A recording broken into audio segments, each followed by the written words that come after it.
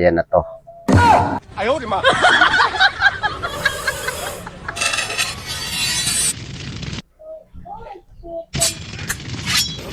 Tapusan nyo ng dalawang buhaya. Kayong dalawang buhaya kayo. Kailangan nang matapos ang inyong pamamahala sa gobyerno. Umalis na kayo.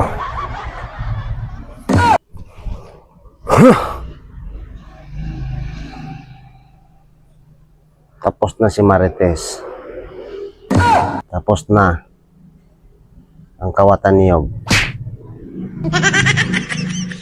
Tapos na yung hindi nagbabayad ng utang. Ngayon, Ayaw, di ma. panahon na para pumasok tayo sa mundo ng gobyerno. Puro kayo imbestiga. Wala namang nangyayari sa inyong mga investigasyon. Kitang-kita naman at alam naman natin talaga kung sino yung mga korap sa gobyerno. Pinapatagal nyo lang ang proseso. What? Ang mga katulad yung mga walang kwenta. Hindi na dapat pinapatagal yan sa mundo. Puro kayo investigasyon. Ayaw, di ma. Yes. Ilalagay ko na sa kandila ang batas.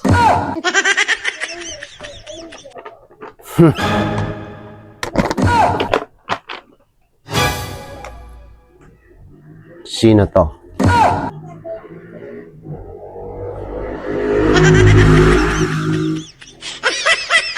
Baka ito si Biskaya. Isang suwail na babae, si Biskaya. At nagsama ka pa talaga ng dalawang buhaya. Kahit kailan talaga, Biskaya, hindi ka talaga mapagkakatiwalaan. Sino naman tong dalawang buhaya na to? Umamin ka sa akin, Biskaya. Umamin ka. Ayaw, di ma. Bakit may buhaya dito sa lalagyan ng mga dinosaur ko? Wala dapat yan dito eh. Nag-alaga ka na naman ng dalawang buhaya, Biskaya. Sino na naman to? Ikaw talagang kontraktor ka. Naglagay ka na naman dito sa mga censored natin. Baka mabiolence tayo. Pero alam niyo naman guys kung sino tong dalawang buhaya na to. Ayaw, di ma.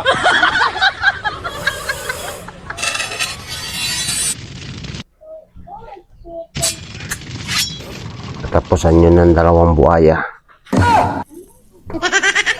Kayong dalawang buhaya kayo. Kailangan nang matapos ang inyong pamamahala sa gobyerno. Umalis na kayo. Dahil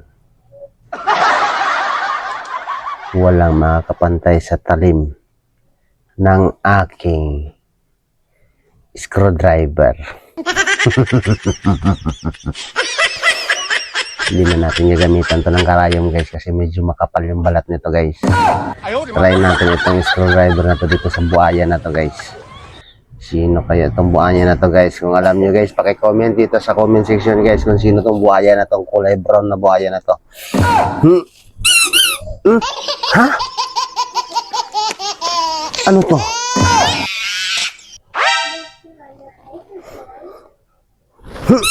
Ha?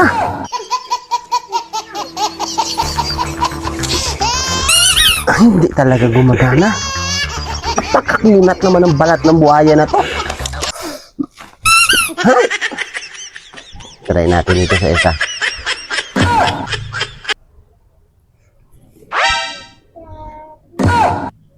Ayaw, di ma.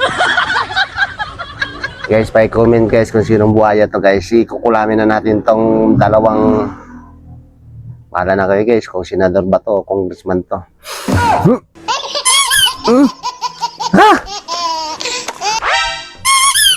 Ang pagkakunat. Grabe namang balat ng buhaya na yan. Mga buhaya sa gobyerno. Pagkakunat.